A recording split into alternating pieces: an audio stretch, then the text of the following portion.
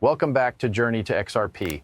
Today we're talking about 2026, not as a promise, not as hype, and definitely not as a guarantee, but as a transition year that could matter far more than most people currently realize.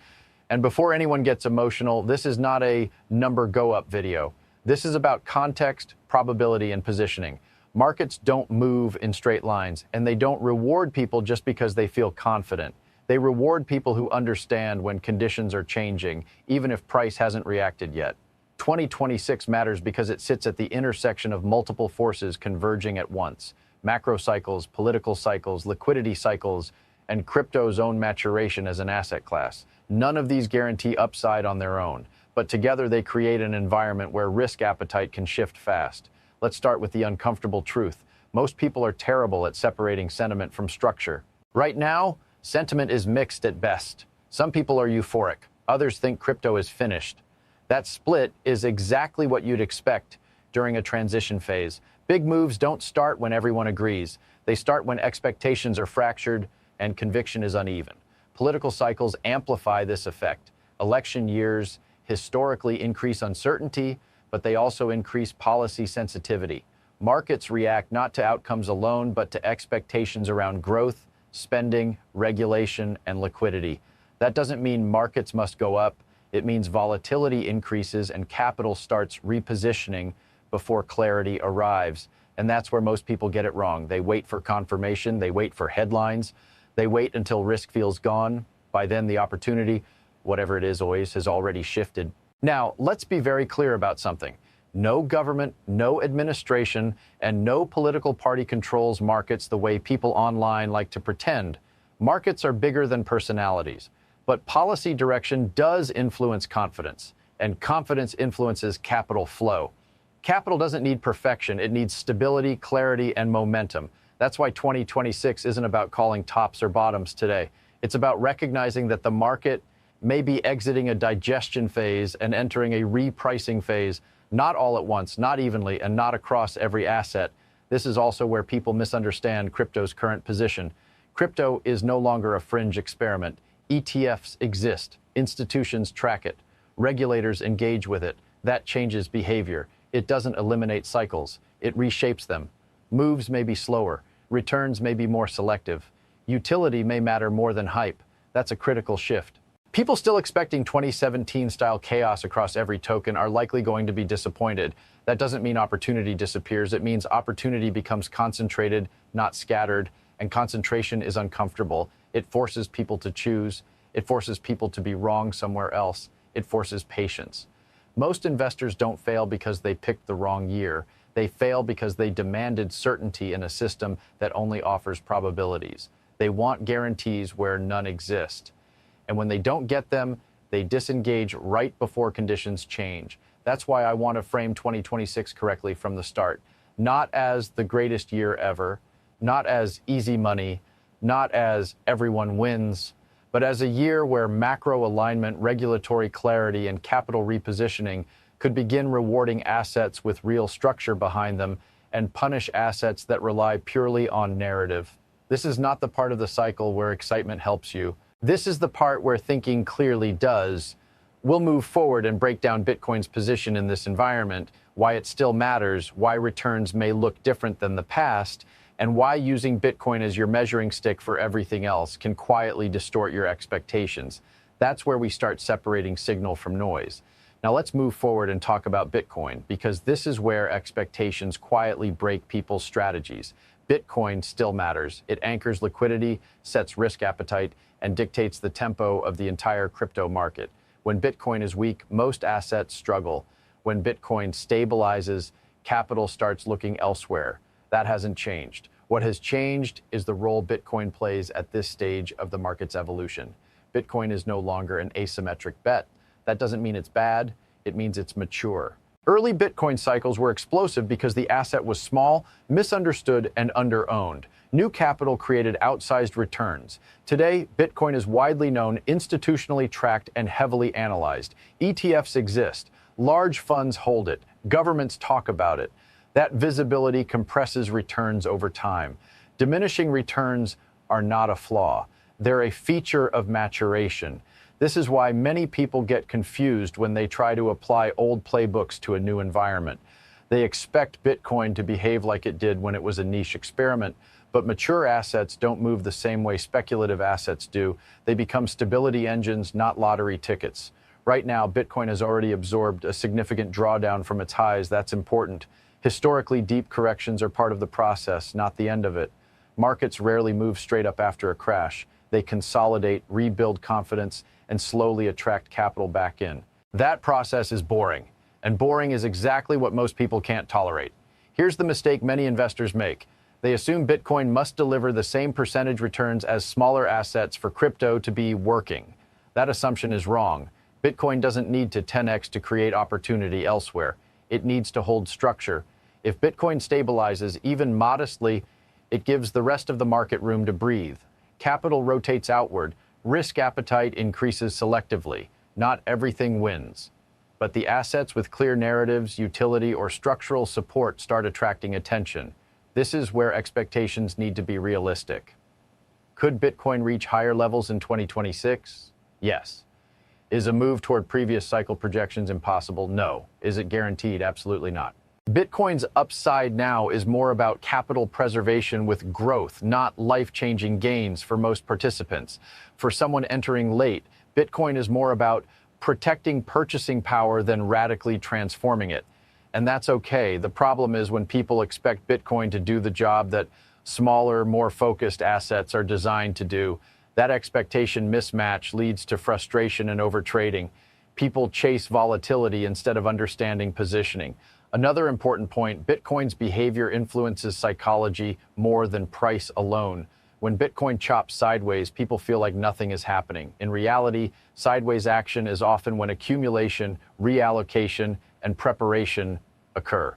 Big players don't rush. They wait for clarity. They watch macro conditions. They let leverage flush out. Retail tends to do the opposite. Retail gets bored. Retail disengages. Retail moves capital impulsively or exits altogether. That's why Bitcoin's role in 2026 isn't about fireworks, it's about foundation. If Bitcoin can remain resilient through macro uncertainty, it keeps the door open for selective upside elsewhere. If it collapses structurally, everything else struggles. That's the reality. Bitcoin doesn't need to outperform, it needs to survive and stabilize. This also explains why comparing every asset's future to Bitcoin's past is dangerous. Bitcoin's early returns were the product of discovery. What comes next is the product of allocation. Allocation behaves differently. It's slower, it's more disciplined, it favors assets with clarity and purpose, and that sets the stage for the next conversation. In the next section, we'll move forward and examine Ethereum and the broader smart contract narrative, why some networks are struggling to maintain momentum, why complexity is becoming a liability, and why capital may begin favoring utility-driven ecosystems over experimentation. That's where the market starts making harder choices.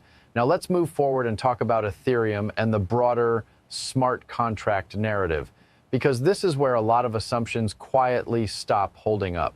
Ethereum deserves credit. It pioneered programmable blockchain infrastructure and proved that decentralized applications could exist at scale. But pioneering something and remaining the best vehicle for capital growth are not the same thing. Markets evolve, and what once drove adoption can become friction later on. The issue Ethereum faces right now isn't that it failed, it's that it became complex at the wrong time. Over the last few years, Ethereum has added layers on top of layers, roll-ups, shards, sidechains, upgrades, roadmaps. Technically impressive, yes, but complexity has a cost for developers, for users, and especially for institutions. When systems become harder to reason about, harder to secure, and harder to integrate, capital starts looking for simpler alternatives. Institutions do not chase experimentation, they chase reliability. This is where the smart contract narrative begins to fracture. For a long time, the assumption was that the platform with the most features would win. But in practice, platforms that try to do everything often struggle to do any single thing exceptionally well. Markets eventually reward focus. Ethereum also faces a perception problem. Despite years of development, price performance has lagged expectations. Long-term holders who expected outsized gains have watched Bitcoin outperform and newer ecosystems steal attention. That doesn't mean Ethereum disappears, but it does mean it may no longer be the default growth engine people assume it is. This is why capital rotation matters. When markets mature, money stops asking what's new and starts asking what works. Utility becomes more important than novelty. Clarity becomes more valuable than flexibility.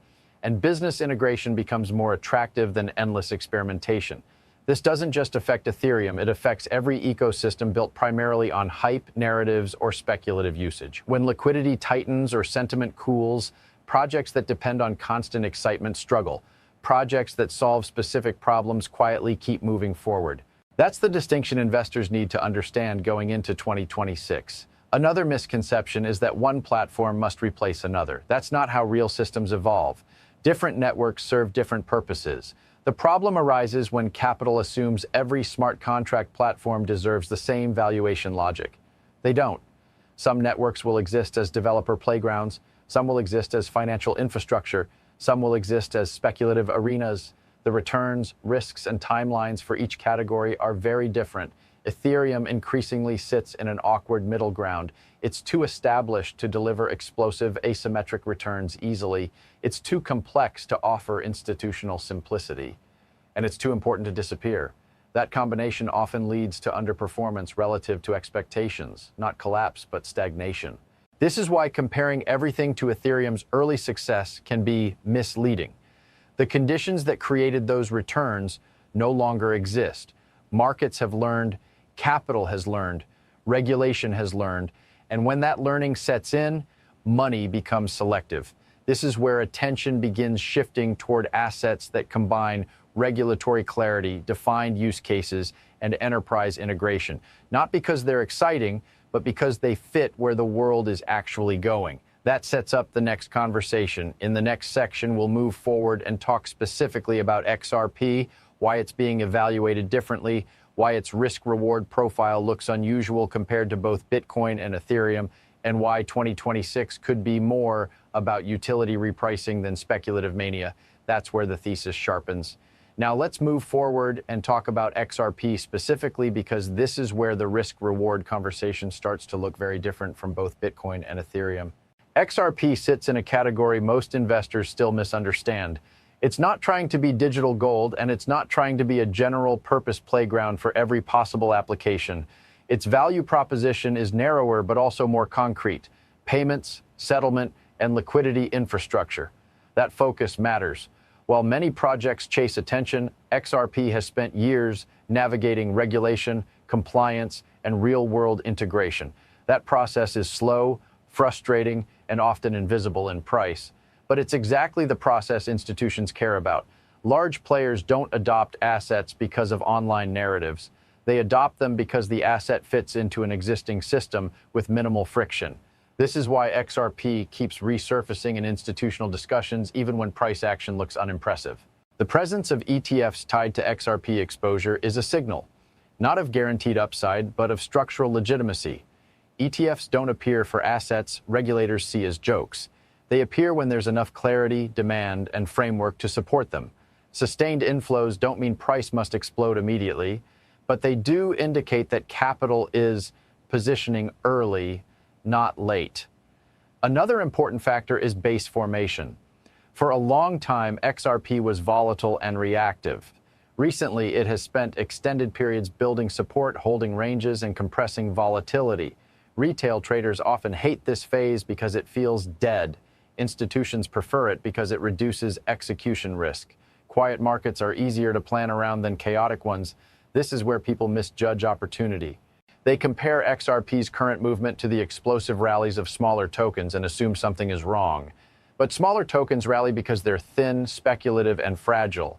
XRP behaves differently because it's being evaluated as infrastructure, not entertainment.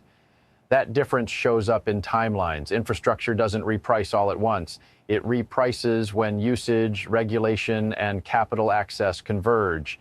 And that convergence doesn't announce itself ahead of time.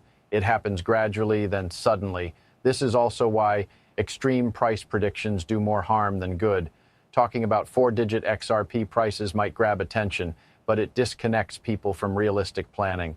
It turns investing into fantasy. Real opportunity doesn't require miracles. It requires asymmetric risk-reward, where downside is defined and upside doesn't rely on impossible assumptions. From that lens, XRP's appeal is not that it will replace everything, it's that it occupies a clear lane at a time when lanes are narrowing. As crypto matures, capital will not spread evenly. It will concentrate into assets with regulatory clarity, defined use cases, and institutional compatibility.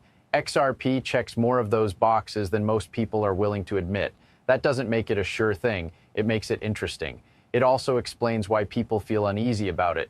Assets that fit the future often look boring before the future arrives. By the time they look exciting, the risk-reward profile has already shifted.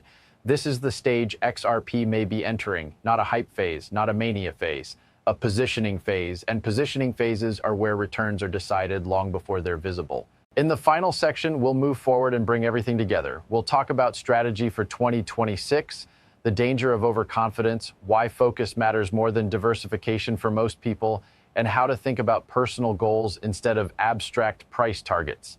That's where this becomes practical, not theoretical. Let's move forward and bring this all together, because this is where most people either make their best decision or completely sabotage themselves. By 2026, the crypto market will not reward hype chasers the way it used to. That era is fading. The easy money phase, where you could blindly buy anything and win, is largely over. What's coming next is a selective market, and selective markets punish emotional thinking. This is the mistake most people keep repeating. They don't lose money because the asset failed. They lose money because they failed to hold a coherent strategy. They jump from Bitcoin to Ethereum to Solana to whatever is trending that week. They convince themselves they're diversifying, but in reality, they're just diluting conviction.